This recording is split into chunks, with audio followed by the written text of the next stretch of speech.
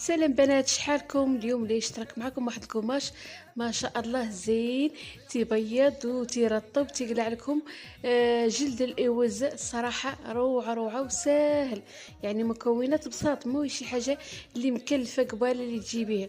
اول شي اللي تجيبوا سكر سنيده اللي هي سكر حبيبات، واللي تضيفوا له ثلاثة مكون واحد، يا غير اللي نذكر لكم ثلاثة مكونات اختياريين: اما النيله الزرقاء، اما القهوه ماشي سريع الذوب، القهوه العاديه ديال البن، او العكر فاسي. هادو ثلاثه تقبضي منهم وحده واللي تخلطهم مع السنيده. من بعد تضيفوا لهم ملعقه كبيره ديال كركدي مطحون، هذا هو السر ديال هاد الكوماج، هو الكركدي.